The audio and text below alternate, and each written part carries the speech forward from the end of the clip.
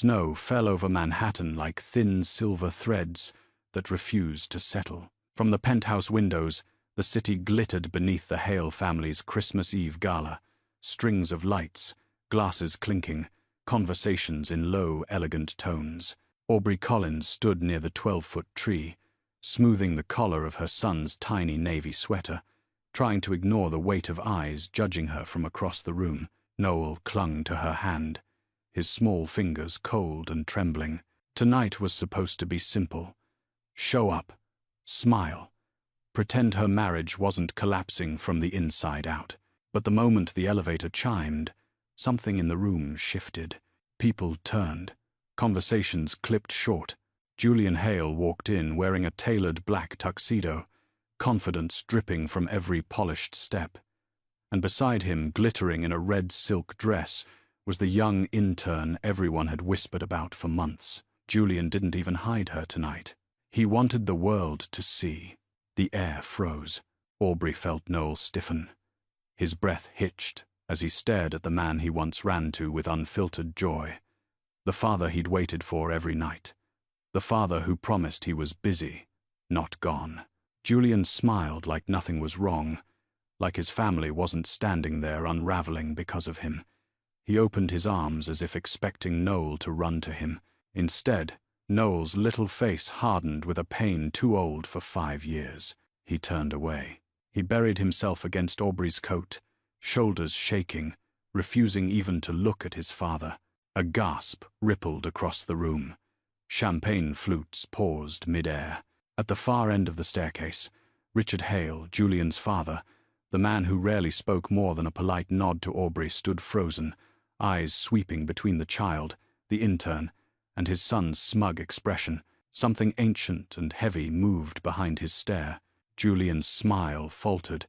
"Noel," he said sharply, "come here. Now. Hamstove. Has wise." But Noel clung tighter to his mother, whispering, "I don't want him, Mommy." The room held its breath. And that was the moment Richard Hale stepped forward, his voice steady enough to cut the music entirely, and changed the entire course of the night. Before she ever became a Hale, before Manhattan penthouses and holiday galas, Aubrey Collins belonged to a quieter world, one of second-hand coats, bus rides that rattled through Queens, and a small public library that smelled faintly of old paper and children's crayons. She never cared about glitter or power. She cared about keeping the lights on, keeping her anxiety under control, and keeping her little brother out of trouble long enough to survive adulthood. That was her life. Ordinary, barely holding together, but honest. Aubrey had grown up learning not to expect rescue from anyone. Her mother died when she was 9.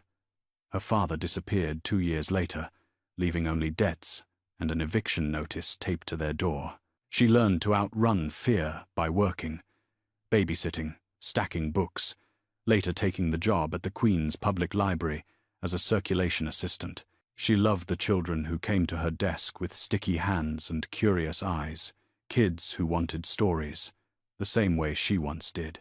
Even when money was thin, Aubrey carried herself with a gentleness that made people pause. But gentleness doesn't protect you from the world, especially not from someone like Julian Hale. The night she met him, she was shelving returned books while sipping a lukewarm Starbucks latte she couldn't really afford. A man in a charcoal coat and expensive shoes approached the counter, asking for a printer code. He didn't look like he belonged there. Everything about him screamed Park Avenue. Aubrey assumed he was lost, but Julian wasn't lost. He was hunting. He struck up a conversation so effortlessly it felt scripted. He told her she had a librarian's smile, whatever that meant. He asked her about her favorite books, pretended to care, and laughed at all the right moments. She didn't know yet that Julian mirrored whoever he wanted to control. She only knew she hadn't felt seen like that in years. So when he showed up the next week, then the next Aubrey let herself believe in luck. In romance, in a life that could be softer than the one she'd always known. But luck came with shadows. Julian learned quickly about her heart surgery at 26. The debt she was still paying off. the brother she tried to save from addiction. He played the role of rescuer so convincingly that she didn't notice how easily she was being shaped into someone dependent, someone grateful. It felt like love. But only later would she recognize how control can disguise itself as care. When Julian proposed, Richard Hale didn't attend the engagement dinner. Aubrey thought it was because he disliked small gatherings. In reality, he didn't believe a woman from Queens should carry the Hale name. It was the first time she felt the sting of judgment from a family she desperately wanted to belong to. But Julian held her hand, promising he'd protect her from everything, including his father. Promises were cheap for him, but Aubrey didn't know that yet. After their wedding, she moved into the sleek penthouse with floor-to-ceiling windows, where Manhattan glowed like a distant promise. She tried to fit in, tried to make the Hale world her own. She learned which fork to use, how to greet investors politely, how to avoid drawing attention to the fact she'd grown up sharing a bedroom with her brother. And when Noah was born, she let herself believe she had finally built something real, something safe. But the Hale family had a way of testing softness until it cracked. During Noah's early years, Julian's love shifted into impatience, then irritation, then something colder. Aubrey blamed herself. She worked harder, loved harder, stretched herself thin trying to keep her little boy's world bright, so he would never feel the abandonment she once felt. Yet even then, she sensed something breaking beneath the surface, something sharp and dangerous wearing Julian's smile. And though she didn't know it yet, the world she'd built was about to collapse in ways she could never prepare for. And nor would be the first to sense the storm coming. The Hale penthouse wasn't just a home. It was a castle suspended above Manhattan, a place where glass walls reflected the skyline, and wealth hummed in the quiet air, like a constant reminder of who held the power. When Aubrey first stepped into the space as Julian's new wife, she felt small but hopeful, imagining she could become part of this world as long as she loved hard enough and worked quietly enough. She didn't know then that this world wasn't built for women like her. It was built to swallow them whole. Every morning, the city glittered beneath the massive windows, the sun catching the silver curve of the East River. Julian would drink his espresso while scrolling through stock tickers on his MacBook Pro, barely looking up as Aubrey prepared Noah's breakfast.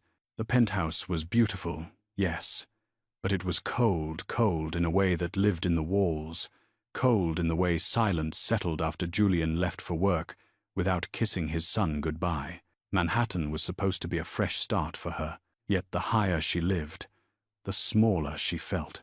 Julian's world stretched far beyond the penthouse.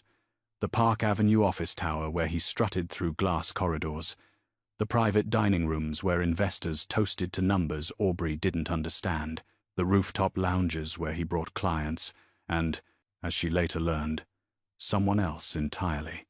Meanwhile, Aubrey's world shrank to places no one in the Hale circle noticed. The elevator she rode alone with Noah, the kitchen counter where she reheated leftover pasta, the shadowed hallway where she sometimes cried quietly, so her son wouldn't hear. Yet despite the loneliness, Aubrey created small corners of warmth. She set up a reading nook for Noah with soft blankets and his favorite storybooks. She kept a tiny Christmas ornament from her childhood on a shelf, something her mother had saved from a yard sale decades ago. It didn't match the luxury decor, and more than once, a Hale guest had lifted an eyebrow at it. But she kept it anyway, refusing to let the world erase her. Julian noticed these touches, and each time, his disapproval grew sharper. He would say things like, "This isn't Queens, Aubrey," or "Try not to make the place look sentimental," as if sentiment was a flaw. He replaced the ornament with a designer crystal globe one year, placing it front and center like a trophy. She didn't argue. She simply moved her ornament to Noah's shelf, where Julian wouldn't notice. Manhattan wasn't just a backdrop for their marriage. It became a battlefield, subtle, elegant, and relentless. At family events, investors' wives examined Aubrey like she was a museum piece missing a plaque. She learned to smile tightly, answer questions politely, and pretend she didn't hear whispers about her background. At Hale gatherings, Conversations danced around hedge funds, European villas, and ski trips in Aspen. Aubrey contributed stories about library programs, children's books, and affordable cooking tricks, none of which impressed anyone. But the hardest place of all was Richard Hale's townhouse on the Upper East Side. Every stair, every chandelier, every antique felt like a silent judgment. Richard barely spoke during dinners. When he did, his questions cut deeper than insults. "And how is the library work?" Or, "Is Noah speaking clearly yet?" As though she were somehow delaying her son's development. Still, Aubrey tried. She dressed neatly. She practiced her posture. She taught Noah to say, "Thank you," and "Good evening," just the way the Hales liked. But no matter how hard she tried, something in this world remained unwelcoming, like a door that shut just as she reached it.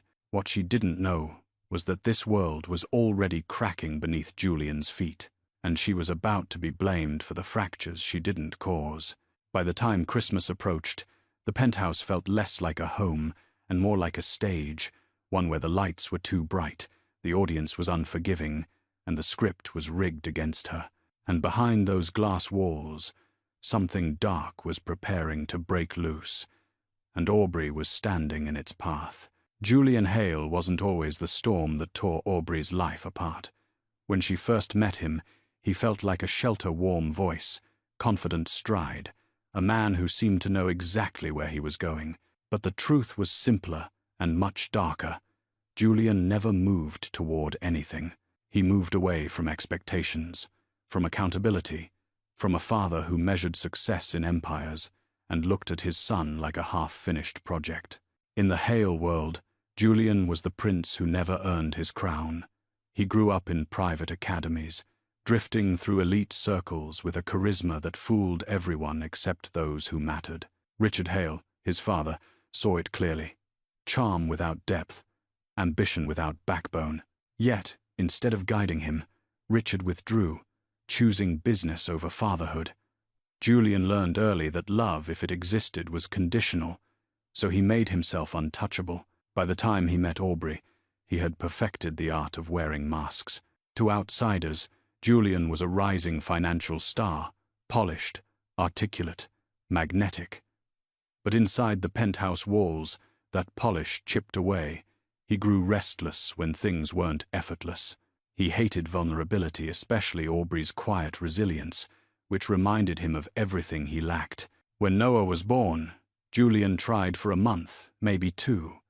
Then the nights became too loud, the responsibility too heavy, the mess too real. He slipped back into old habits, late nights, long business trips, lies disguised as exhaustion. But the most dangerous part wasn't the cheating or the disappearing. It was the simmering resentment he developed toward the 2 people who loved him most. Julian couldn't stand that Aubrey had made a home without needing his approval. He hated that Noah clung to her, not him.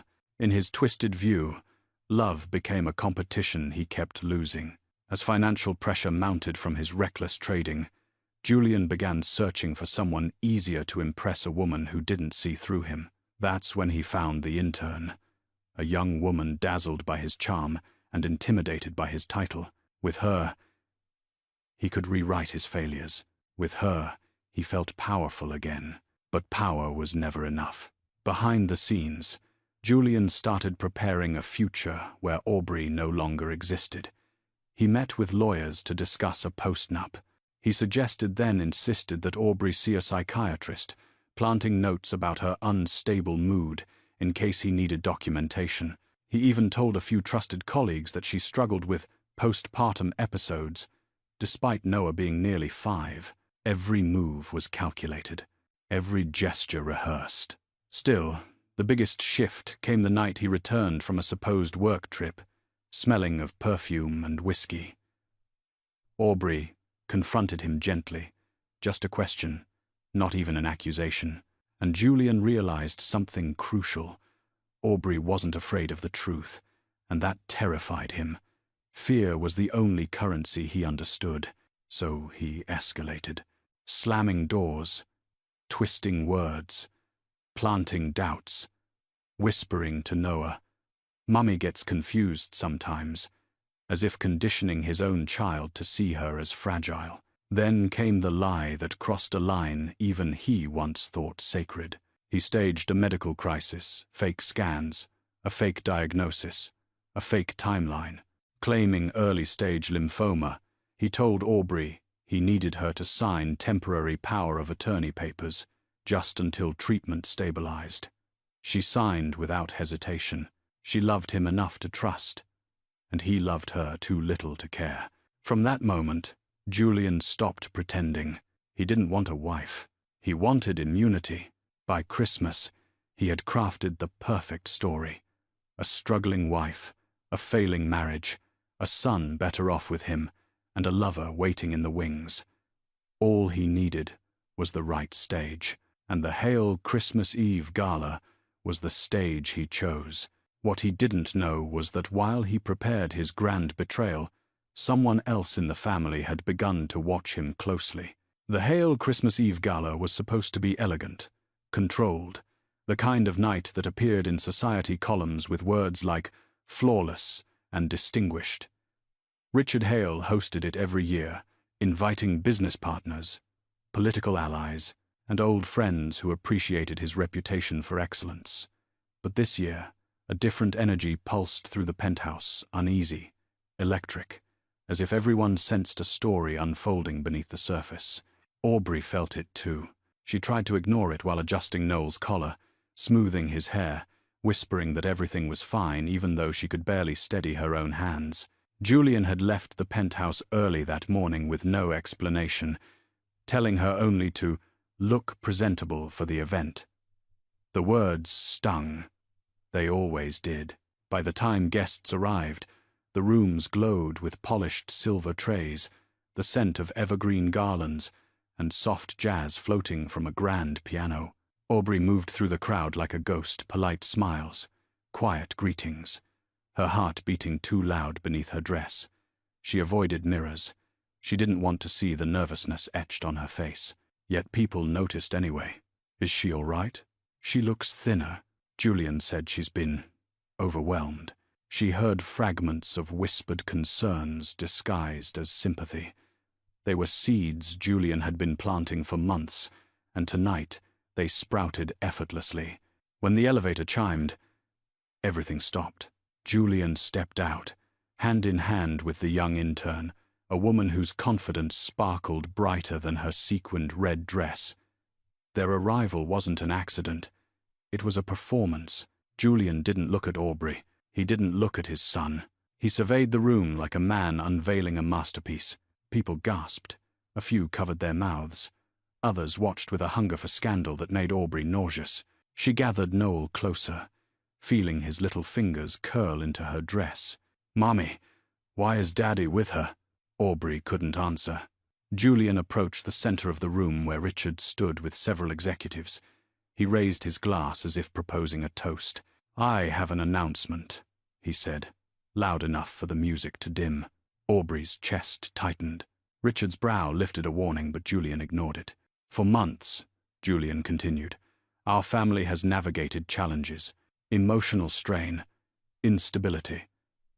He turned deliberately toward Aubrey, his voice dripping with rehearsed concern. "My wife hasn't been well." Whispers erupted. Aubrey felt the world tilt. Instability. Not well. This was his setup, his narrative, his trap. She shook her head silently, eyes burning, but Julian smiled sympathetically at the crowd like a martyr. "I didn't want to discuss this publicly," he lied, "but for Noel's future and my responsibilities to the company, I can't hide the truth any longer." Aubrey's breath shattered. He was doing it. He was painting her as unfit, right here, in front of the people who could influence custody, reputation, everything. The intern placed a soft hand on Julian's arm, playing her part. Julian exhaled dramatically. "Tonight, I'm asking for your understanding as I take necessary steps to protect my son." The room blurred. Aubrey felt herself fading. Then, Noah's voice pierced the silence. "Stop lying, Daddy." Every head turned. Julian froze mid-sentence. Noel stepped forward, small but shaking with truth. "Mummy's not sick. You are. You pushed her at the hotel. You scared her." A collective gasp rippled through the room.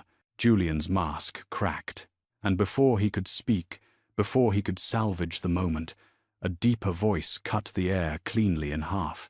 "Julian," Richard said, stepping forward, "that's enough." The music died completely. The entire night had shifted, and Julian's plan was beginning to unravel. The moment Richard's voice sliced through the room, the gala fractured like glass. Conversations halted, the intern's smile disintegrated, and Julian's expression tensed into something sharp and dangerous. But for Aubrey, the world had already gone underwater. She felt as if she were drowning in slow motion, watching her life crumble while her own heartbeat thundered in her ears. Noel tugged at her hand, his small voice trembling. "Mummy, are you okay?" She couldn't answer. Her chest tightened so violently she had to step back, gripping a nearby column just to stay upright. The stunning chandelier above blurred into a smear of gold. She heard people whisper, some concerned, others gleeful at the unfolding drama. Is she having an episode? Did Julian say she was unstable? Poor thing. Or maybe he's right. The words stabbed her one by one. Julian seized the moment. He moved toward her with rehearsed urgency, lifting his hands as though guiding a fragile patient. "See? This is what I've been dealing with," he announced to the crowd. "Aubrey, sit down. You're not well." No, it was the final insult spoken sweetly, publicly, intentionally. Aubrey flinched. "Don't," she whispered, voice cracking, but Julian grabbed her arm anyway, giving it a controlling squeeze masked as concern. His breath brushed her ear. "Make a scene and I'll take Noah tomorrow morning. Permanently." Terror shot through her. Her knees weakened. She pulled away sharply, but the sudden movement made her stumble. Gasps erupted. Someone reached to steady her, but she shook them off. She wasn't collapsing because she was unstable. She was collapsing because the man she once trusted was now dismantling her life piece by piece while pretending to save her. Noel burst into tears. "Stop touching Mummy," he cried, voice echoing across the marble floor. Aubrey crouched down to hold him, her body trembling. She wished she could be strong for him, but the weight was too heavy. Weeks of fear, months of manipulation, years of trying to fit into a world that rejected her, all of it crushed her at once. She buried her face in Noah's hair and let out a sound she didn't recognize, a small, broken sob. It wasn't dramatic or loud. It was the sound of someone finally understanding she had no safety left. Richard watched from across the room, his jaw tightening. For the first time, something like regret flickered in his eyes. He saw not a fragile woman, but someone who had been pushed to the brink. The intern, suddenly unsure, took a step back from Julian. Even she sensed the cruelty in the air. Julian tried again, louder this time. "Aubrey, you need help. This isn't normal." The humiliation burned. She could feel dozens of eyes pinning her to the floor. Aubrey gathered Noah into her arms, whispering, "Mummy's okay. Mummy's here." Though she barely believed it herself. She stood, wobbling but determined. She turned to leave the room, to escape the suffocating judgment. But Julian blocked her path. "You're not walking out of here like this," he said quietly. "People need to understand what you're battling." Her voice broke. "Please, move." He didn't. She pressed a trembling hand to her chest as the panic rose tight, suffocating, familiar. She had fought anxiety since childhood, but never like this. Never while the man she married shoved her deeper into it. Her vision dimmed at the edges. She swayed. Noah screamed her name, and just as her body began to give out, strong hands caught her, not Julian's, but Richard's. "Enough," Richard growled. His voice didn't just quiet the room, it froze it. Aubrey felt herself collapsing into the arms of the last person she ever expected to save her. Richard steadied her, turning cold eyes toward his son. "You've done more damage tonight than you can possibly understand, Ma." And in that moment, Aubrey realized something she never imagined. She wasn't the only one who had finally seen Julian clearly. Something was shifting, something big. Richard Hale was not a man easily shaken, but as he helped Aubrey steady herself, feeling how light she'd become, how violently she trembled, something inside him shifted, something long buried under decades of pride and silence. He looked at her, truly looked, and saw not weakness but a woman crushed beneath a sun he no longer recognized. Julian sensed that shift and panicked. "Dad, don't get pulled into her drama," he said, trying to regain control. "You know how she gets when..." "When what, Julian?" Richard's voice echoed through the stunned room. "Finish the sentence." Julian swallowed, the mask slipping. "She's unwell. I've documented everything. I've spoken to doctors. I've tried to get her help, but she refuses." Aubrey's breath caught. This was the narrative he had been building, and hearing it spoken so calmly, so confidently, made the entire room lean toward believing him, until another voice broke in. "Is that why you kept visiting Dr. Feldman alone?" Charlotte Hale, Julian's younger sister, stepped forward, arms crossed, eyes blazing. "Funny how every appointment you made was scheduled when Aubrey was home with Noah." Julian stiffened. "Charlotte, stay out of this." But she didn't. She had been quietly watching her brother unravel for months. "And funny," she continued, "how you asked his office for a letter stating she had episodes without ever bringing her to a single session." Gasps. Aubrey's knees weakened again, but Charlotte wasn't finished. She held up her phone, unlocking it with a swipe. "Dad, you need to see this. All of you do." Richard took the phone, his face unreadable as he pressed play. Audio filled the room, Julian's voice, clear and unmistakable. "Just sign it, Aubrey." The doctors said early-stage lymphoma. "I don't have time to argue." Aubrey's voice, frightened. "Julian, what are you talking about? What doctor? You said you were fine. You never listen." "I'm trying to protect our family. Just sign the power of attorney. It's temporary." The recording continued, every lie, every manipulation, every calculated push. Richard's hand tightened around the phone. The room was dead silent. Julian lunged forward. "That recording is taken out of context." She knew nothing," Richard snapped. "But I knew something was wrong. I hired a private investigator months ago. And do you know what he found?" Julian froze. Richard looked at his son with a bitterness that came from years of disappointment. Not a sick wife, not a fragile mother, but a dishonest man hiding a financial disaster. Whispers erupted. Executives stared. The interns stepped back in fear. Aubrey's heart pounded. She didn't know Richard had investigated anything. She didn't know he'd been quietly gathering truths while she silently fell apart. Richard handed Charlotte's phone to Mr. Whitford, the family attorney, who had been lingering near the back. "Whitford, tell them." The attorney cleared his throat. Julian liquidated restricted assets without authorization. He forged signatures, and he attempted to transfer funds to an offshore account last month. Aubrey gasped. Charlotte's jaw clenched. The guests held their breath, but the final blow was yet to come. Richard walked toward Aubrey, stopping just inches from her, his voice quieter but trembling with conviction. "I also reviewed your late wife's trust," Charlotte whispered to him, prompting him to continue. Richard nodded. "Yes, what Julian never told you, Aubrey, is that my wife, his mother, left a personal provision, a separate trust, hidden in the estate file. It doesn't go to Julian." Julian stumbled backward. "Dad, no. It goes to you," Richard finished. "To the woman she hoped her son would one day deserve." Aubrey covered her mouth, stunned. "She saw the goodness in you before any of us did," Richard said. "And tonight, I finally understand why." Julian's face drained of color. His plan had collapsed publicly, brutally, irreversibly, and in the center of the room, the truth finally stood with Aubrey, and for the first time in years, she wasn't alone. The morning after the gala felt unreal, as though Aubrey had slipped into a life belonging to someone braver, stronger, more deserving than she ever believed herself to be.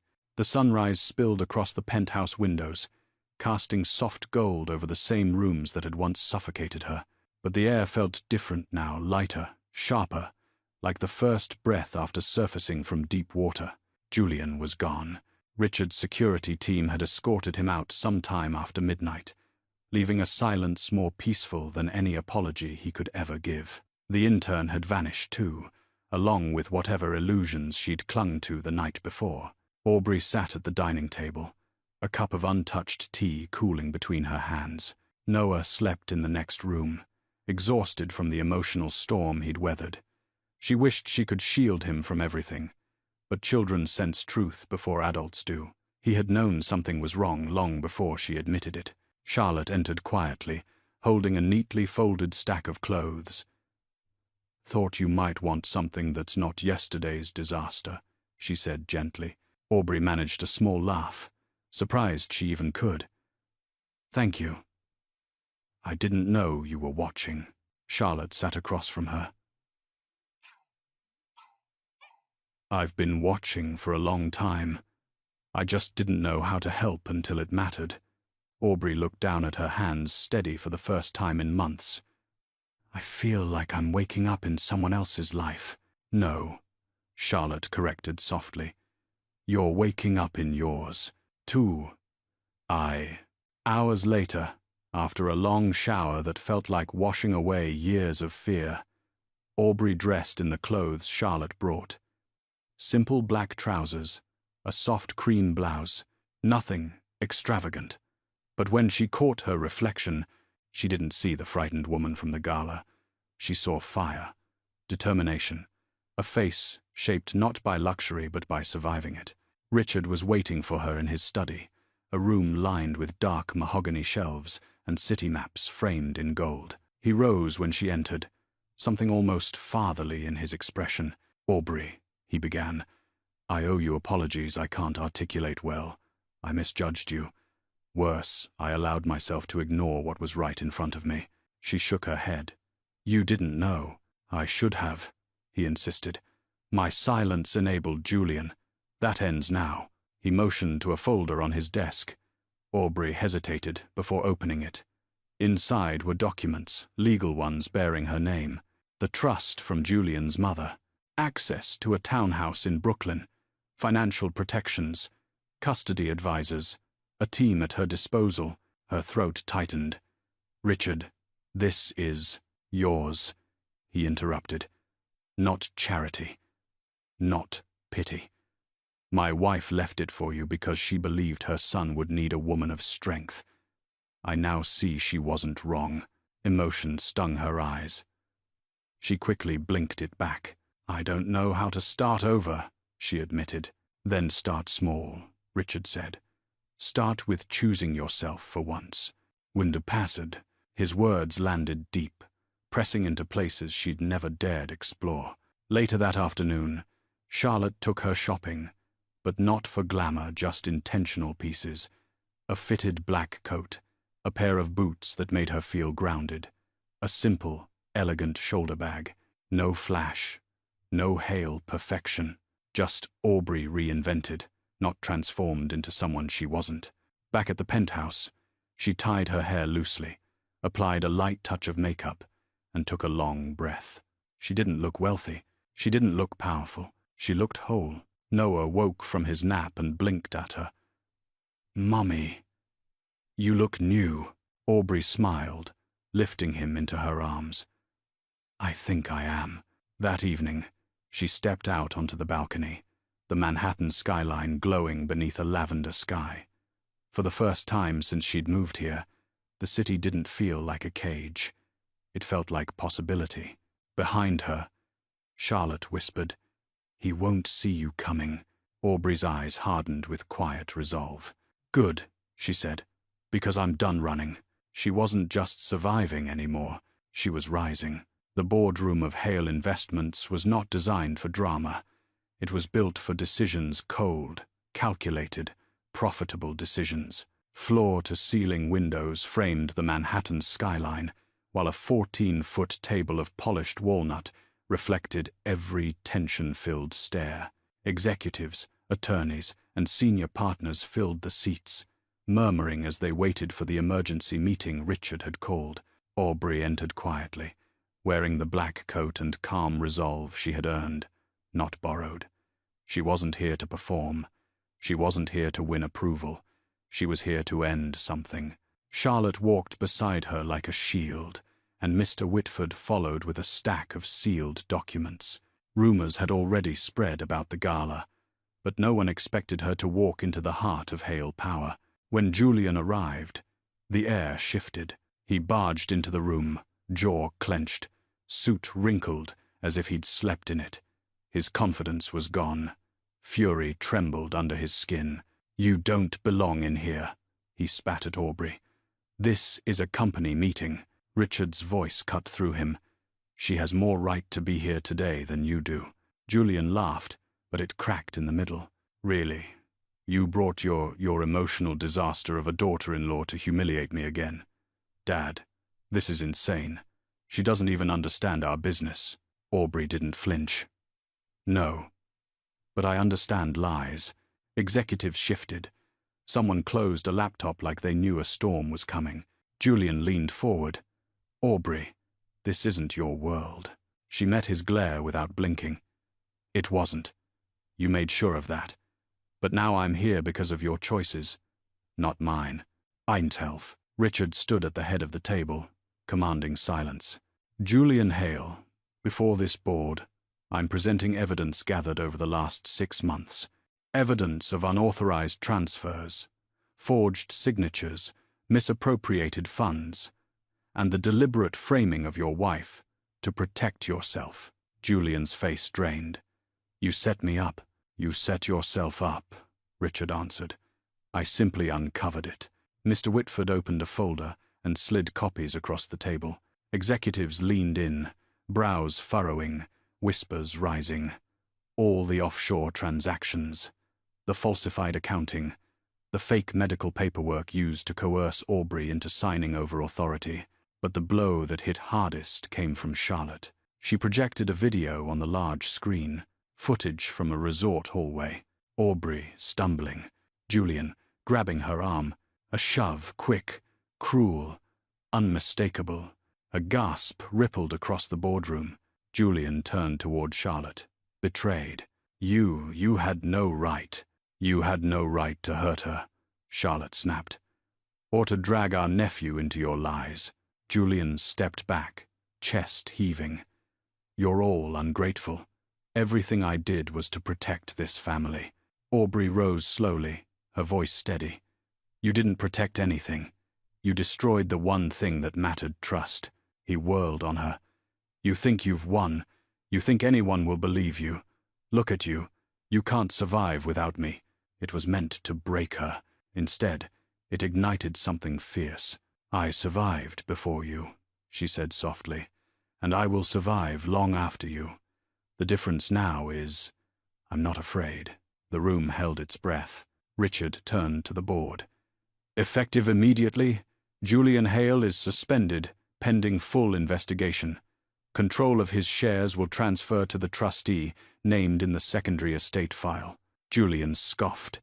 "And who is that? Charlotte?" Richard shook his head. "No." He looked at Aubrey. "It's her." Einquote. The room erupted. Julian's voice cracked with disbelief. "You gave her my inheritance, my position, my company." "No," Richard corrected. "Your mother did. I merely honored her wishes." Aubrey stood frozen, stunned, breath unsteady. She never wanted power. But now it wasn't about power. It was about freedom. Security approached.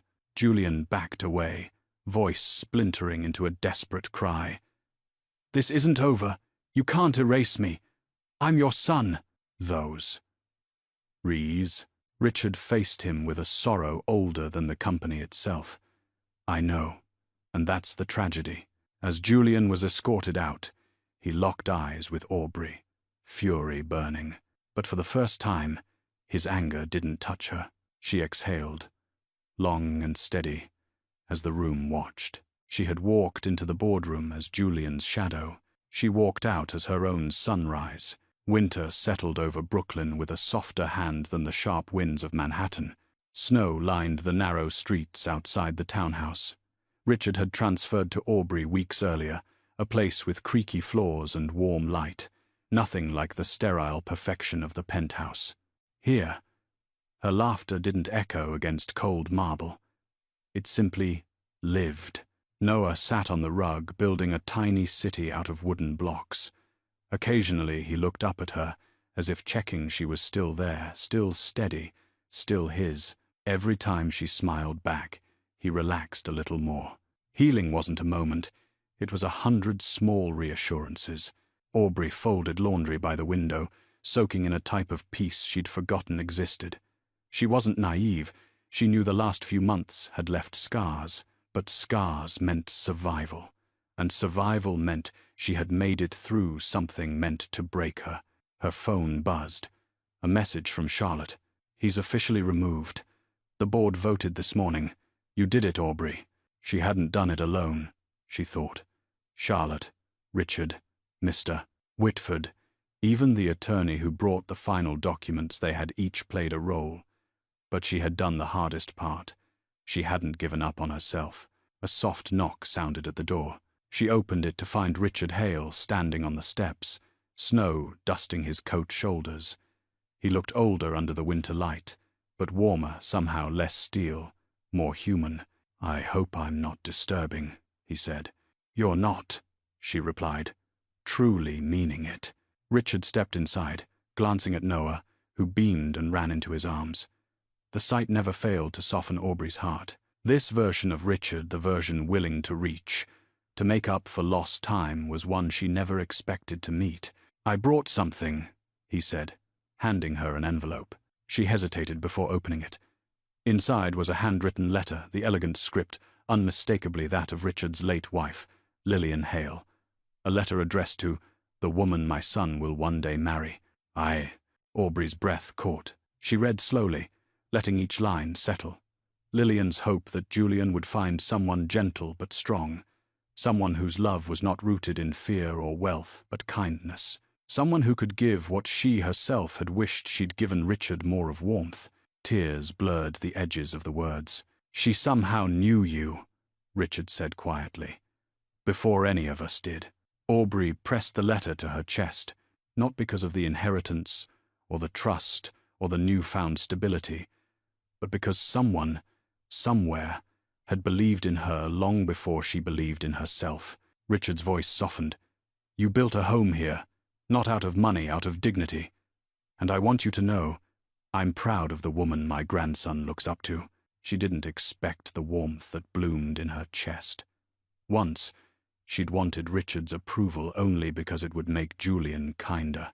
Now she realized she valued it because it came from a man who had learned to see her clearly. As they spoke, Noah climbed into her lap, resting his head against her. She kissed his hair and whispered, "We're okay now." He nodded sleepily, trusting her completely. Later that night, after Richard left, Aubrey stepped onto the small balcony overlooking the snowy street. The cold air filled her lungs, crisp and honest. Manhattan glittered in the distance, no longer a cage but a horizon. Her phone buzzed again. This time, Nathan Pierce, the financial consultant who had helped reorganize the trust at Richard's request. A quiet man, widowed, steady in ways Julian never was, checking if you and Noah need anything. No pressure, just here if needed.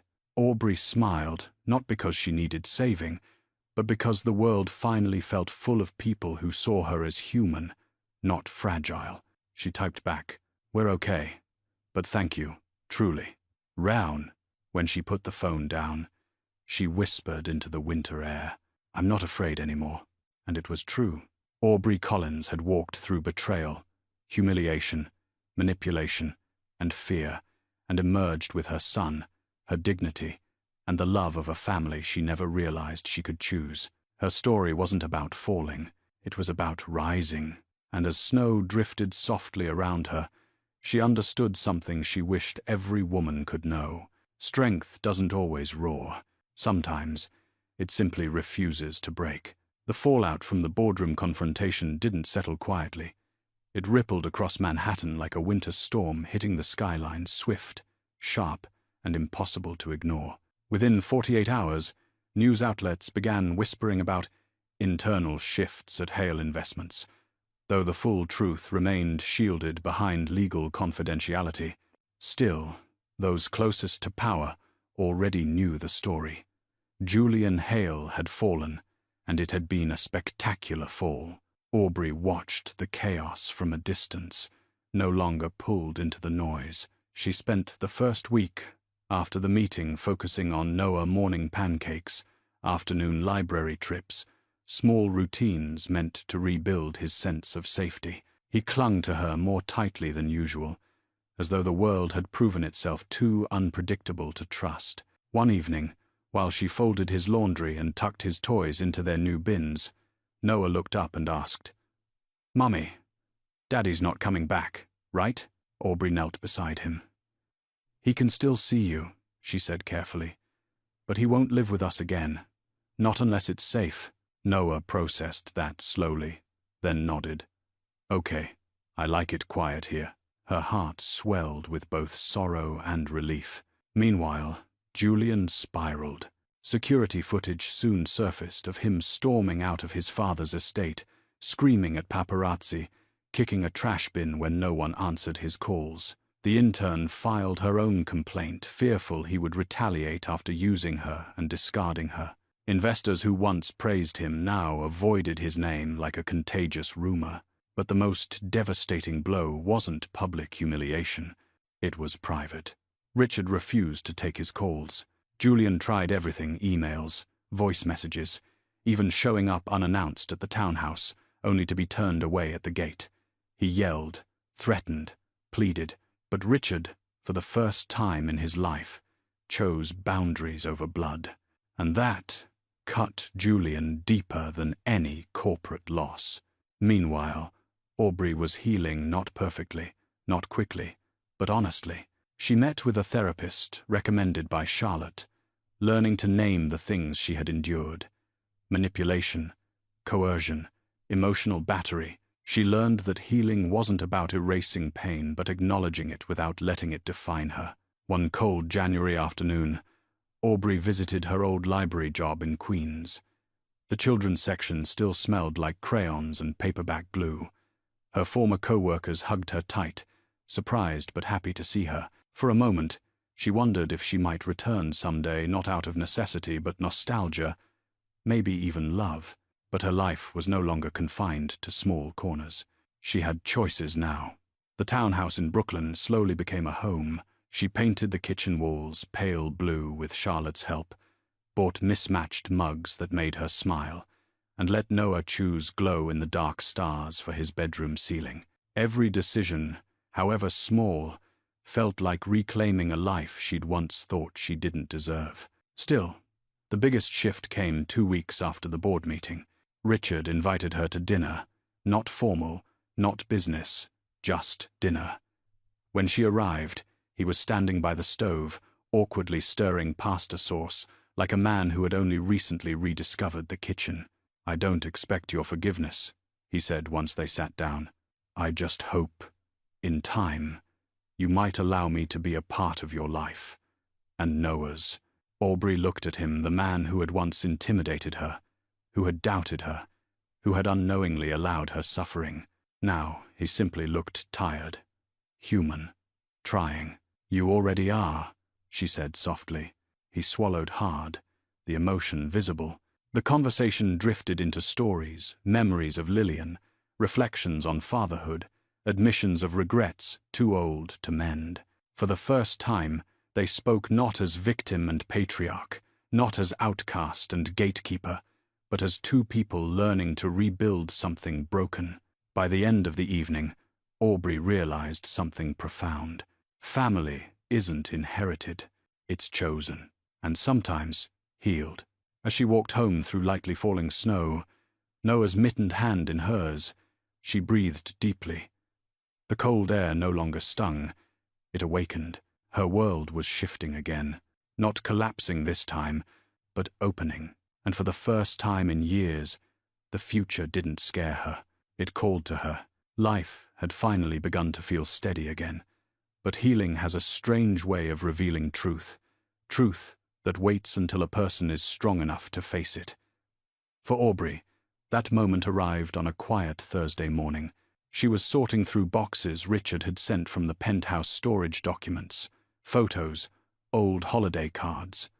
Most of it was harmless, but near the bottom of a worn folder, she found an envelope with her name typed neatly across the front. Not handwritten, typed. Her heart tightened. She hadn't typed it. Neither had Richard. And Julian. He hadn't written anything for her in years. Inside was a set of medical invoices. She froze. The dates were from 18 months earlier. Surgeries, treatments, specialist consultations, each one billed under her name, but she had never received any treatment during that time. She'd barely visited a doctor. At the bottom, insurance claims, prescriptions, a note marked follow-up for neurological evaluation. Her hands trembled. Julian hadn't just implied she was unstable, he'd forged documents months before building his narrative. He'd created a medical paper trail to frame her as mentally unfit, long before the resort incident, long before the gala. It was all part of a plan that started when she was still forgiving him. Nausea rolled over her. She pressed a hand to her forehead, trying to steady her breathing. She wanted to believe she had already faced the worst of him. But this cruelty was deeper, sharper, almost unbelievable. She sank to the floor, documents scattered around her, like pieces of a life she didn't recognize. A soft knock pulled her back. It was Charlotte. "Richard said you might find that box today," she said quietly. Aubrey held up the papers. "Did you know about this?" Charlotte hesitated. "Not all of it. I knew he was manipulating things, but I didn't know he went this far." Aubrey felt tears burn behind her eyes. Why would he do this? Why was destroying me easier than leaving me? Charlotte knelt beside her. Because leaving you meant facing his own failures. Blaming you was easier. You became his excuse. Aubrey shook her head, whispering, "I trusted him, even when he didn't deserve it." Charlotte placed a gentle hand on her shoulder. "That's not weakness, Aubrey. That's who you are. And it's why he tried to break you, because he couldn't be what you believed he was." Later that afternoon, Richard arrived after Charlotte called him. He studied the documents, his face darkening with every forged signature, every fake prescription.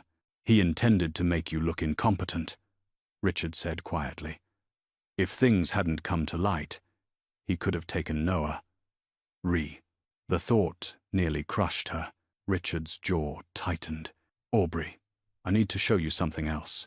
He handed her a locked leather binder. Inside were pages of Julian's financial notes, scribbles, plans, calculations, and at the back, a section titled Exit Strategy. Her name was written there. So was Noah's. Line after line revealed Julian's plan to move assets offshore, divorce her quietly, and seek full custody by using the fabricated medical record. A new life in another city, another country far from her. Aubrey's breath shattered. Was he planning to take my son away permanently? Richard lowered his head. Yes. Silence engulfed the room. After a few minutes, Aubrey whispered, "How do I forgive myself for staying so long?" "You don't," Richard said softly. "You forgive yourself for surviving." She studied him, this man who once doubted her, now standing firmly in her corner. "Why are you helping me so much?" she asked quietly. Richard swallowed. "Because I failed someone before. My wife. And I won't fail you and Noah too." For the first time, Aubrey didn't feel alone inside the wreckage of truth. She gathered the documents, steadying her breath. These weren't weapons anymore. They were evidence. They were closure. They were the final pieces of a puzzle she hadn't seen fully until now. And as she stood up, Her voice no longer shook. "I'm done being afraid of the past," she said. "Let's finish this." Richard nodded, pride flickering behind his eyes. The storm wasn't over, but for the first time, Aubrey wasn't trapped inside it. She was walking through it, and emerging stronger than he ever expected. The following week unfolded with an eerie calm, the kind that settles after a storm but before the world decides what comes next. Aubrey moved through each day, deliberately slow mornings with Noah, quiet evenings organizing legal papers, small walks through Brooklyn to remind herself she still belonged to the living. But beneath that calm, something powerful was forming, like a tide gathering strength just before rising. Richard noticed it too. He visited more frequently, not out of obligation, but because the silence in his townhouse felt heavier now that he understood how much he had missed, how blind he had been. One afternoon, he stopped by with a folder under his arm and a stiffness in his shoulders that suggested he had spent the entire night awake. "Aubrey," he said, stepping into the kitchen, "I need a moment of your time." She poured him tea, still getting used to the version of him that accepted warmth without resisting it. "Is this about Julian?" "In a way." He set the folder down. "There's more to settle than his suspension. The board wants answers. Stability. A clear plan. And in order to protect you and Noah, I need to make a decision I should have made long ago." Aubrey felt tension creep up her spine. "What decision?" Richard took a slow breath. "To erase Julian's influence entirely." She blinked. "Richard, he's your son." "I know," he said softly. "And that's the burden I've carried far too long. Protecting him has caused more damage than facing the truth ever could." He slid the folder toward her. Inside were 2 documents, a full transfer of Julian's remaining voting power to an independent trustee, and a petition requesting a court-supervised restructuring of his inheritance. Aubrey looked up sharply. "You're cutting him out." "I'm giving him the chance," Richard corrected, "to rebuild his life without destroying everyone around him." She hesitated. "Do you think he'll ever change?" Richard's eyes dimmed. "Not while he believes he still has something left to control." Silence stretched across the kitchen, broken only by the sound of Noah humming from the living room as he colored. Aubrey closed the folder slowly. She understood what Richard was asking, not in words, but in responsibility. She would become part of the stabilizing force guiding the future of the Hale legacy, for Noah's sake. "I don't want revenge," she said finally. "I just want peace." "This," Richard replied gently, tapping the folder, "is the closest thing we can give you." She nodded, though her heartbeat trembled. That evening, she sat alone on the small balcony. Snow gathered on the railing, and warm light spilled from Noah's room where he'd fallen asleep reading his picture book. The city was quiet tonight, the kind of quiet that made a person feel suspended between past and future. A soft buzz interrupted her thoughts, a message from Nathan Pierce. "Checking on you. Not for legal reasons, just to make sure you're breathing in all of this." She smiled faintly. He had a way of phrasing concern that didn't feel intrusive. "I'm breathing," she replied. "Some days deeper than others. A moment later, that's enough. One breath is the start of everything." She stared at the words longer than she needed to. When she returned inside, she found Richard waiting near the doorway, hat in hand. "I have something else to tell you," he said. "Something personal." Aubrey paused. "What is it?" "I rewrote my own will," he said. "Not to replace Julian, but to ensure Noah's future doesn't depend on whether his father ever learns to be a decent man." Emotion punched the air from her lungs. "Richard, I don't know what to say. Just promise me one thing," he whispered. "Raise him to be better than both of us." Aubrey nodded, her voice barely audible. As he left, she stood by the door, her hand resting on the frame. For the first time, she sensed the future shifting, not because someone was pulling her, not because she was running, but because she was choosing. This decision wasn't loud, it wasn't dramatic, It didn't echo through boardrooms or shatter trust funds. It was quiet, personal, unshakable. Aubrey Collins was stepping into a role she never wanted, but one she was finally strong enough to carry. And that silent decision would change everything that came next. Julian Hale had always been a man who mistook audacity for intelligence. Even after being suspended and cut out of the boardroom, he still believed deeply, delusionally, that he could spin reality back under his control. He spent nights pacing the cramped rental where he was staying, lit only by the glow of his laptop, plotting a comeback that had less to do with redemption and more to do with revenge. In his mind, Christmas was the perfect stage. Public, emotional, symbolic. And he planned to reclaim his power, not through apology, but through spectacle. Julian convinced himself that the Hales were overreacting, that Aubrey was manipulative, that Charlotte was jealous of his position, and that Richard was simply old and confused. He rewrote the narrative until he became the victim. It was the only way he could bear his reflection. By mid-December, he began reaching out to old allies, investors who once admired him, a few socialites easily swayed by charm, even a tabloid journalist who owed him a favor.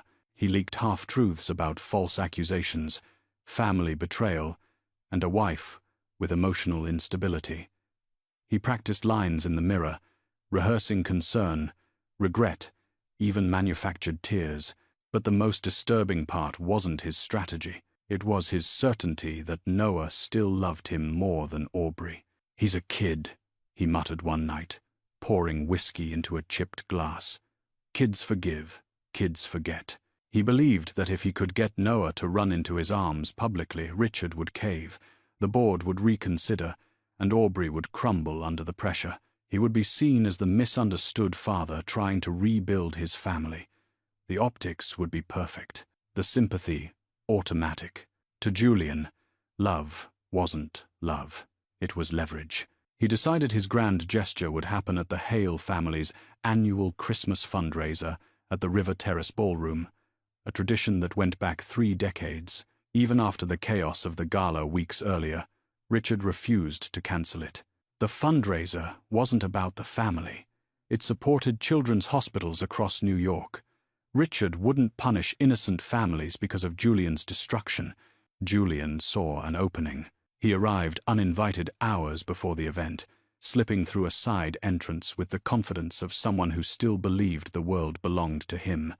He bribed a junior staff member to leave a back door unlocked. He studied the guest list, noting which influential names would attend. In his twisted mind, they weren't witnesses, they were tools. He planned every detail. He'd walk in at the height of the evening. He'd demand the mic for a brief family announcement. He'd talk about forgiveness, about a father's love, about fighting to be part of his son's life. Then he'd call for Noah. And he was certain, absolutely certain, that Noah would run to him, because Julian couldn't fathom a world where his own child feared him. Meanwhile, Aubrey prepared for the night with quiet dread.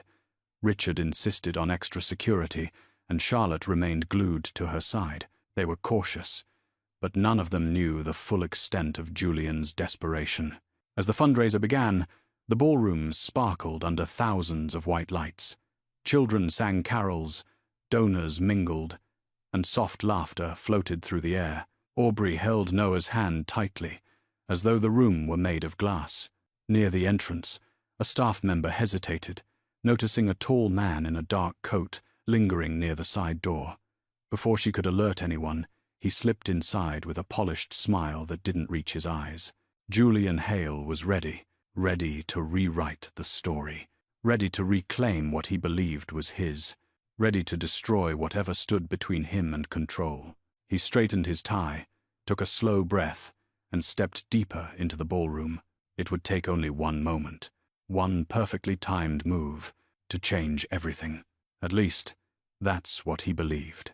The night before the fundraiser felt heavier than winter itself. Snow drifted past the townhouse windows in slow spirals, settling softly against the glass, but inside Aubrey's chest, a storm churned stubbornly. She tucked Noah into bed early, smoothing the blanket over his small shoulders, humming the lullaby her mother once sang to her. He drifted off with his hand loosely gripping hers, as if anchoring himself to the one constant he still recognized. She lingered beside him longer than she meant to. Something about the night pressed uneasily against her ribs. She couldn't name it, but she felt it the way animals sense an earthquake before the ground shifts. Downstairs, the house was dim except for the kitchen lamp. Charlotte sat at the counter with 2 mugs of peppermint tea, waiting for her. When Aubrey entered, Charlotte gave her a tentative smile. "You're thinking yourself into circles," she said gently. "I can't help it," Aubrey whispered, wrapping her fingers around the warm mug. "Tomorrow is the first big event since everything. What if people stare? What if they talk? What if they blame me for what happened to Julian?" Charlotte shook her head. "Anyone who blames you isn't worth hearing, and the ones who matter already know the truth." That should have comforted her. It didn't. She stared at her reflection in the window, the same eyes, the same face, but carrying a weight she hadn't asked for. She wondered if she would ever feel normal again, or if her life had been permanently split into before Julian and after Julian. Charlotte must have sensed her spiraling, because she set down her mug and said, "Come here." She guided Aubrey into the living room, where she had laid out a dress for the fundraiser. A simple winter-white gown that wasn't flashy, wasn't loud, but elegant in its softness. "I thought you might want something that feels like you," Charlotte said. "Not like the version of you the Hales tried to manufacture." Aubrey touched the fabric with trembling fingers. "It's beautiful." "You're beautiful," Charlotte corrected. "This just reminds you." Aubrey exhaled shakily. "I'm scared of Julian." She paused. "That was part of it, but not the whole truth." "No. I'm scared of stepping into a room where everyone expects something from me. I'm scared of failing Noah. I'm scared of messing up whatever future Richard is trying to build. I'm scared of being seen." Charlotte was quiet for a long moment. Then she said, "You don't owe anyone a performance tomorrow. You just have to walk in with your son. That alone is victory." Aubrey nodded, but her chest still felt tight. Later that night, after Charlotte went home, Aubrey sat alone in Noah's room in the armchair near his bed. She curled her knees against her chest and rested her forehead on them. The house was silent except for the soft whir of the heater. Her mind drifted to Julian, his voice, his manipulations, the forged documents, the betrayal layered so deeply she was still peeling it apart. She remembered the first time he told her he loved her, the last time he made her feel afraid, the moment she realized survival meant letting go. She wondered where he was now, whether he was thinking about Noah, whether he blamed her for losing everything. She hoped he wasn't planning something, but fear clung stubbornly. A soft vibration buzzed from her phone, a message from Nathan Pierce. "Just wanted to wish you a quiet night before tomorrow, and to remind you storms don't last." She stared at the message, unexpectedly touched. Nathan had been steady through everything, not stepping in, not overstepping, just present. Something about his words loosened the knot in her chest. "Thank you," she typed back, trying to believe that. "You don't have to believe it," he replied. "Just rest. The world can wait." Over. Aubrey set the phone down and breathed. Deep. Slow. For the first time that night, the air didn't hurt. She kissed Noah's forehead and whispered, "Tomorrow will be okay." But even as she said it, she felt that same uneasy pull, the sense that something in the dark was shifting toward them, and she had no idea that Julian, miles away, was wide awake, rehearsing his plan, and preparing to turn Christmas into the stage of his final, desperate grasp for control. The River Terrace ballroom shimmered under 1,000 white lights, the Hudson River glinting just beyond the glass walls. Guests moved in clusters, executives in tailored tuxedos, donors in elegant gowns, children bundled in festive scarves for the holiday performances. A string quartet filled the room with quiet magic. It should have been a peaceful night, a celebration of hope. Instead, a subtle unease threaded the air like a whispered warning. Aubrey arrived holding Noah's hand, her winter-white dress simple yet stunning beneath the soft glow. She felt eyes on her, some curious, some sympathetic, others hesitant, as if uncertain how close they should stand to a woman whose life had exploded so publicly. But she held her head high, reminding herself with every breath, "You survived him. You survived everything." Charlotte walked at her side like a silent guardian. Richard followed a step behind, his presence steady, shielding her from unnecessary attention. "Mommy, can I get a cookie before the singing starts?" Noah asked. Aubrey smiled. "Of course, sweetheart. Just one." As he scampered toward the dessert table, Charlotte whispered, "You're doing so well. Better than you think." "I don't feel brave," Aubrey replied. "That's what makes you brave," Charlotte said. But the uneasy tightness in Aubrey's chest didn't fade. She scanned the room, the entrances, the balcony, the corners where shadows lingered. She told herself it was just nerves, that the trauma of the past months was playing tricks on her. She didn't know Julian had already slipped inside. He stood near the side curtains, face shadowed by the warm lights, wearing a charcoal coat far too casual for the event. But he wasn't here to blend in. He was here for spectacle. His eyes followed Aubrey's every movement, studying the rhythm of her breathing, the tiny shifts in her posture. He wanted to see fear. Then he saw Noah, and his expression twisted into something triumphant, something hungry. "Tonight," he whispered to himself, "everything resets." Across the ballroom, Richard stepped onto the small stage to welcome the donors. Applause filled the room as he thanked them for supporting the Children's Hospital Fund. His speech was calm, measured, dignified, a man trying to rebuild trust after his own family had imploded. As he spoke, Aubrey felt a chill crawl up her spine. She turned and saw him, Julian. Their eyes met across the room, hers widening, his sharpening, and the sound around her muffled into a low hum. Her breath caught as her pulse hammered painfully against her ribs. Charlotte followed her stare and blanched. "Oh God, he's here. Where's Noah?" Aubrey's voice broke. Before Charlotte could answer, Noah's giggle rose from behind the dessert table, innocent, oblivious. Aubrey started toward him, but Julian moved first, weaving through the crowd like a predator slipping through tall grass. He reached Noah just as the child turned, holding a cookie with sprinkles. Noah froze. His smile faded. He stepped back, instinctively seeking distance. "Hey, buddy," Julian whispered with a forced warmth that chilled the air. "Come, give Daddy a hug." "Zoe." Noah shook his head, gripping his cookie like a shield. "Mommy said I stay near her." Julian crouched, voice dropping lower, sharper. "Your mother says a lot of things that aren't true." Aubrey's breath tore out of her. "Don't you touch him." Head snapped toward her as she rushed across the ballroom, pushing through startled guests.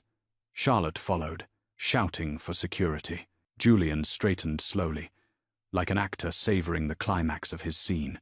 "Ladies and gentlemen," he called out suddenly, projecting his voice above the music, "I have something important to say about my family." The quartet fell silent. Conversations died. Cameras lifted. The room pivoted toward him like a spotlight. Richard froze mid-sentence on stage, expression hardening, but Aubrey reached Julian first.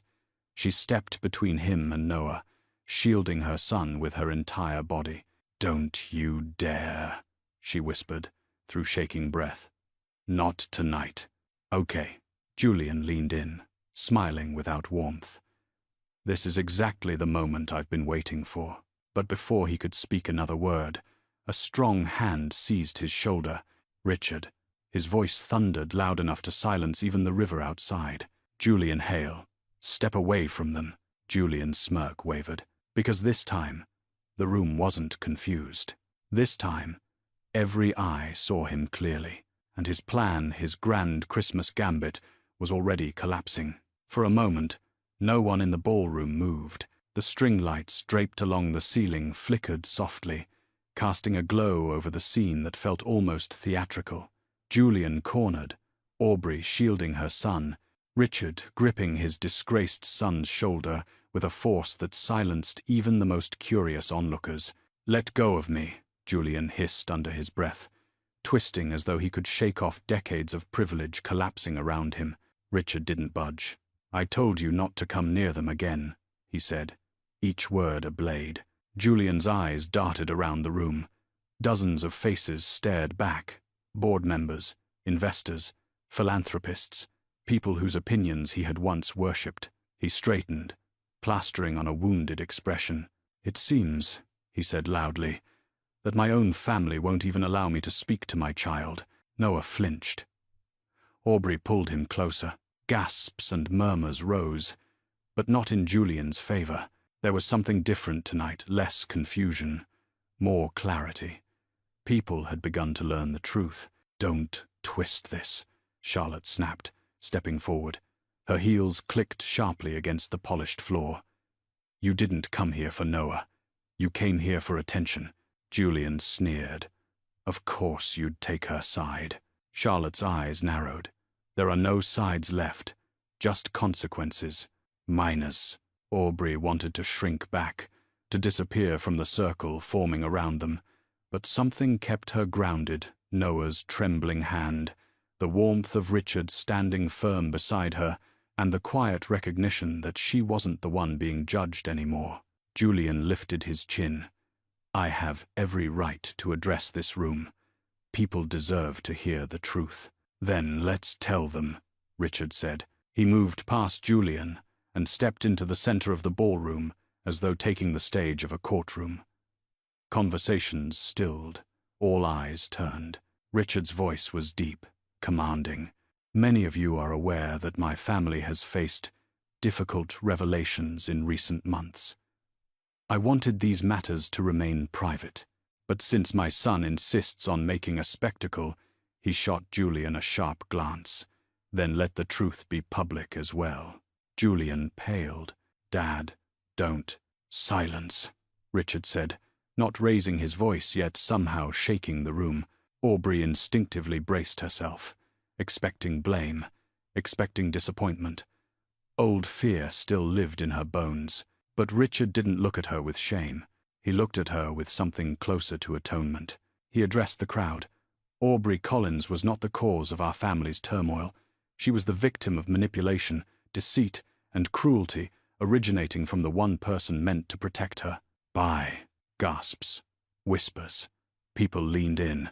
Julian stepped forward, desperate now. "You don't know what she's done." "No," Richard interrupted. "I know exactly what you have done." He signaled to Mr. Whitford, who stepped forward with a tablet. With a tap, audio from the gala began to play Julian, coercing Aubrey with a fake diagnosis, urging her to sign over power of attorney. The room erupted. Someone whispered, "My God." Another said, "That's criminal." "Ow." Julian lunged for the tablet, but 2 security guards intercepted him. "You planned to take her child," Richard continued, "to create a false record of instability, to steal funds tied to the very foundation this event supports." Julian's face twisted. "This is a setup. This is all because you're choosing her, this woman, over your own blood." Richard's reply was quiet, but it carried farther than any shout. "I'm choosing integrity." Aubrey felt her breath catch. Richard turned to her, then truly turned to her, and said, "And I'm choosing the person my wife believed in long before I had the courage to." She pressed a hand to her mouth. Stunned, Julian snapped, "You think she deserves this respect? She's nothing. She was nothing before me." Aubrey stepped forward. "No," she said, voice steady. "I was someone before you. I just forgot for a while." And tense froze. The room applauded, not loudly, but in a low, rising wave of approval that washed over her, warm and steady. Julian's mask split completely. He lunged. Toward her, toward Noah. Security grabbed him instantly. A terrified cry escaped Noah's throat as Julian was pinned to the ground, struggling, shouting incoherent threats. Aubrey dropped to her knees, wrapping her arms around her son. "It's okay," she whispered. "I've got you. Mummy's here." 24. Richard knelt beside them, placing a trembling hand on the boy's back, and as Julian was dragged from the ballroom, screaming into the cold night, the truth settled over everyone. This wasn't just the unraveling of a man. It was the liberation of his victim, and the rebirth of the family he tried to destroy.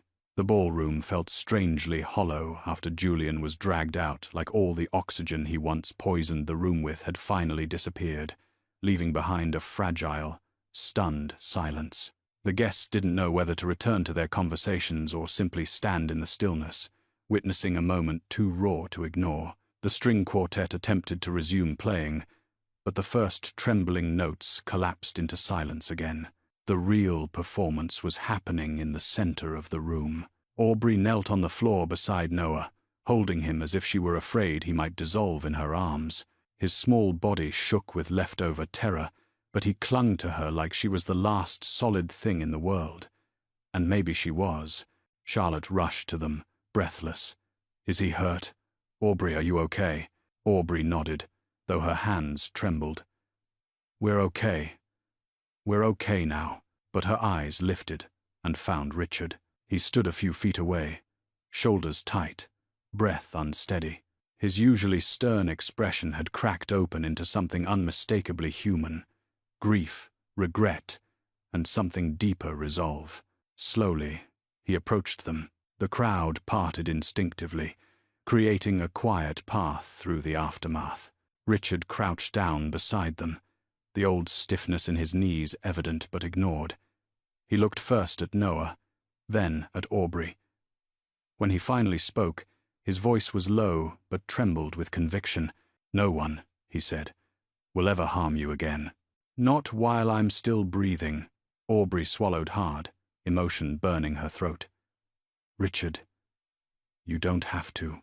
"I do," he interrupted gently. "For too long, I stood still. I convinced myself that Julian would grow out of his cruelty, that it wasn't my place to interfere in your marriage. But tonight," his voice cracked, "tonight I saw what I should have seen years ago. You weren't trying to tear this family apart. You were the only one trying to hold it together." Aubrey's breath shook. Charlotte touched her father's arm, urging him to continue. Richard reached out, hesitating for a moment, before placing a hand over Aubrey's. "My wife believed in you before she ever met you.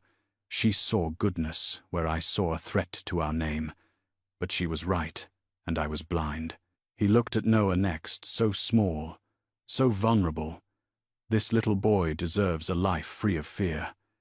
And you deserve a life free of my son's shadow."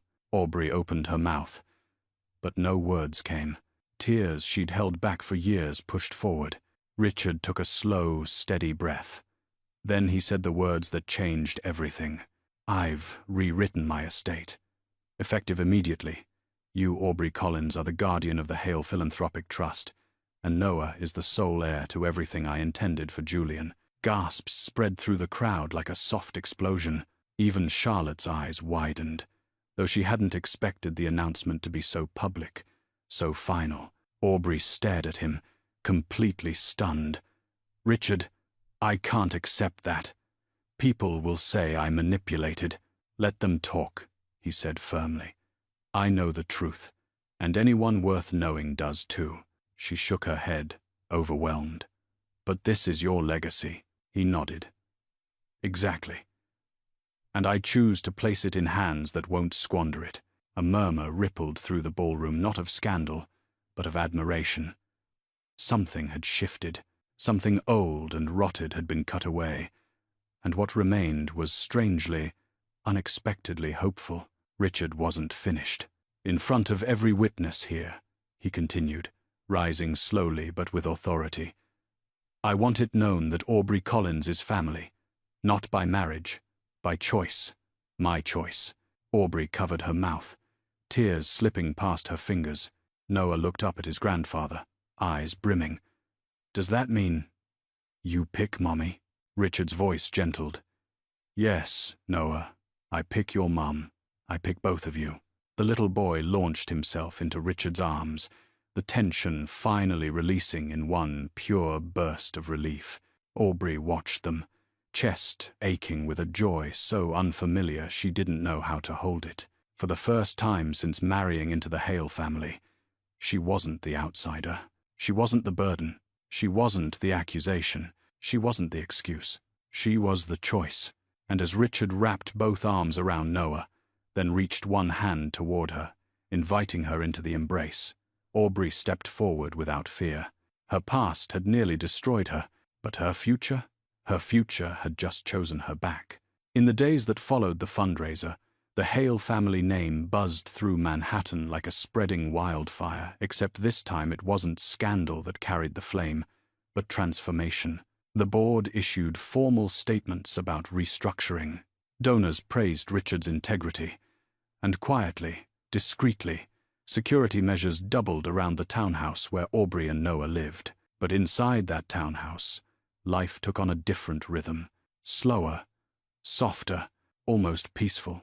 Noah slept through the night again for the first time in months. Aubrey watched him curled into his blanket, his breaths even and untroubled, and felt something inside her unclench, something she didn't know she'd been holding. The next morning, she found a note slipped under her door. Richard's handwriting neat, deliberate. "Thank you for your courage. Thank you for protecting my grandson. And thank you for giving this family a chance to be better than it was. R.H." Aubrey folded the note gently and placed it in her drawer. She wasn't sure whether it felt like closure or a beginning. Later that afternoon, Charlotte stopped by with grocery bags and a grin. "All right," she said, setting them down. "We're making soup." Aubrey laughed. "Soup? Why soup?" "Because the world is chaos," Charlotte replied, pulling vegetables from the bags. "And soup is order." Aubrey shook her head, but something warm filled her chest. Charlotte had become more than an ally. She was family in the truest sense, a sister not by blood, but by battle. As they chopped vegetables, Charlotte said, "Dad wants you to take a more active role in the foundation. He trusts you." Aubrey froze mid-slice. "Me?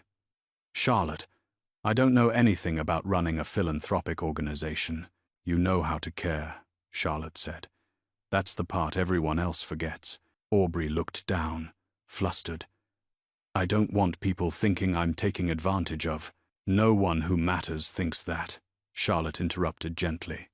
"And if they do, they're wrong." It should have been a simple conversation.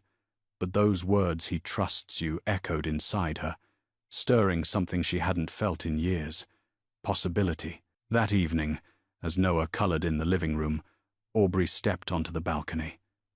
Snow was beginning to fall again, soft and quiet. The city lights reflected off each flake, like tiny stars drifting toward Earth. Her phone buzzed. A message from Nathan Pierce. "Saw the news. Proud of you. And relieved you're safe. If you ever want to talk about legal things or not legal things, I'm here." Aubrey felt heat rise to her cheeks, unexpected but not unwelcome. She typed back, "Thank you. Things feel different now. I feel lighter." Nathan responded almost instantly. "You should. You've carried too much for too long." She hesitated, then wrote, "Maybe when things settle, we could get coffee? A real one. Not a crisis coffee." This time, the pause felt intentional. Then, "I'd like that very much." Aubrey smiled. Small, private, peaceful. But the world outside her window wasn't entirely peaceful. Across town, Julian's situation worsened. He had been charged with multiple counts: financial misconduct, attempted fraud, harassment, and reckless endangerment. His lawyers scrambled, but the evidence was overwhelming, especially the audio recordings, the forged documents, the footage from the resort. He tried to call Aubrey once. She blocked the number. He tried twice more. She blocked the new numbers, too. Eventually, even the noise faded. One night, Richard called her. "He's agreed to a plea deal," he said. "Mandatory rehabilitation, financial restitution, and strict boundaries regarding you and Noah." Aubrey exhaled, tension draining from her shoulders. "Thank you. I should be thanking you," Richard said. "You saved my family, Aubrey, even when it tried to break you." She swallowed the lump in her throat. After they hung up, she walked to Noah's room. He was asleep, clutching his stuffed bear. She brushed a hand over his hair and whispered, "We're okay now. We really are." And for the first time in years, maybe in her entire adulthood, she believed it. Not because someone told her she was safe, not because she clung to survival, but because she had built a life where safety wasn't borrowed. It was hers. And as the snow continued falling over Brooklyn, Aubrey Collins stepped quietly into the first true beginning she'd ever been given. 1 year later, snow blanketed Brooklyn with the same soft hush as the winter before, but everything else had changed. The townhouse, once a temporary shelter, had transformed into a real home, filled with warm lights, children's drawings taped to the walls, and the quiet confidence of a life rebuilt from ashes. Aubrey stood in the kitchen, stirring hot cocoa, the scent of cinnamon drifting through the house. Her hair fell loosely over her shoulders, her face softer now, no longer tightened by fear or exhaustion. Healing hadn't been linear, but it had been real. And tonight was proof. "Mommy!" Noah's excited voice echoed down the hall. "He's here," Aubrey smiled. She already knew who he meant. Nathan Pierce stepped into the doorway, brushing snow from his coat. His cheeks were cold, but his eyes were warm in a way she had grown to trust over the past months. They hadn't rushed anything. Coffee turned into conversation, conversation into friendship, and friendship into something deeper, steady, patient. "Hope I'm not too early," he said. "You're right on time," Aubrey replied. Noah zipped across the room, nearly tackling Nathan in a hug. "We made cookies, real ones." "I helped," Nathan laughed. "Then they're definitely the best cookies in New York." Aubrey watched them, a quiet awe blooming in her chest. For so long she had believed her future would always carry Julian's shadow. But here, in her modest kitchen with mismatched mugs, holiday music humming softly, and 2 people she loved, she realized she had stepped into a completely different life. Later that evening, Richard arrived, walking slower these days, but with a brightness in his eyes that hadn't been there before. This Christmas, he carried no weight of shame or denial, only gratitude. "Grandpa!" Noah sprinted forward again, nearly lifting him off his feet. Richard held him tight. "You keep getting bigger, young man." "And stronger," Noah added proudly. Richard winked at Aubrey. Just like his mother, they gathered around the tree, small compared to the Hale family's old 15-foot showpiece. But this one had ornaments that meant something. Handmade ones. Imperfect ones. Ones that felt like memory instead of performance. Aubrey handed Richard a mug of cocoa. "Thank you for being here. There's nowhere else I'd rather be," he said. "This is home now," and he meant it. As Noah played with his new toy train, the adults settled into the living room. Nathan sat quietly beside Aubrey, not crowding her, simply present. He had learned her rhythms well when she needed space, when she needed reassurance, and when she needed silence that wasn't empty. "You've built something beautiful," Nathan said softly to her. She glanced around the room, at Noah laughing, at Richard smiling tenderly, at the soft glow of the lights reflecting off the window. "I didn't build it alone," she answered. "No," he agreed, "but you're the reason it's possible." Aubrey felt her throat tighten not with grief, but with gratitude. She thought of where she had been a year ago, broken, humiliated, terrified, and now she was whole. Not perfect, but whole. Nathan cleared his throat, suddenly nervous. I brought you something." He handed her a small box, not fancy, wrapped clumsily in red paper. She opened it slowly. Inside was a silver pendant shaped like a tiny open door. "It's not jewelry," Nathan said quickly. "Well, it is, but it's more like a reminder that you walked through something impossible and came out stronger." Aubrey blinked back tears. "It's beautiful." Richard watched from across the room, smiling knowingly.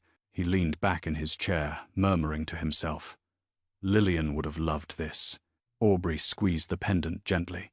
"This feels like the first Christmas that's actually mine." Nathan reached for her hand, hesitant, giving her every chance to pull away. She didn't. Instead, her fingers intertwined with his, steady and certain. Outside, snow drifted peacefully past the window. Inside, laughter rose, soft and warm, filling the home she had rebuilt from courage and heartbreak and hope. Aubrey looked at her son, at Richard, at Nathan, and understood something she once thought was impossible. She hadn't just survived. She hadn't just escaped. She had rebuilt a life filled with love, respect, safety, and a future free of fear. Her story didn't end with betrayal. It ended with belonging. This Christmas, she wasn't chosen because she needed saving. She was chosen because she deserved it. So that's the end of the story. And if you're still here, reading this far, then something from Aubrey's journey has touched your heart in a very special way. Perhaps you've realized that sometimes life tests us, not to break us, but to show us who's truly on our side. The Stoic said, "The obstacle is the way." And it's true, it was the pain, betrayal, and heartbreak that led Aubrey to freedom, to healthy love, and to the life she deserved. This story reminds us, you are not weak when you walk away from something that hurts you. You are strong when you choose yourself and dare to start over. Marcus Aurelius once wrote, "If it is not right, do not do it. If it is not true, do not say it." That is how Aubrey stands up with truth, with kindness, and with the belief that she is worthy of love. If this story made you think, made you feel like you're not alone, or simply lightened your heart a little, please hit like. Share this video with someone who needs a reminder that they're strong enough, and subscribe to our channel to join us on our next journey. When he walked through the door, his son looked away, an instinctive flinch shaped by years of neglect, broken promises, and a home that never felt safe. Christmas lights glowed softly around them, but the distance between father and son was colder than winter itself. He had spent years choosing another woman over his own family, convincing himself there would always be time to repair the damage later. But later had finally arrived, and the truth was impossible to ignore. This Christmas, he made a choice he should have made long ago. He left the woman who had driven a wedge between them and returned to the family he had once abandoned. Yet as he watched his son avoid his gaze, he understood that choosing her was only the first step. Earning back the trust he shattered would take far longer than a holiday apology. And for the first time, he felt the weight of father's regret settle heavily on his heart.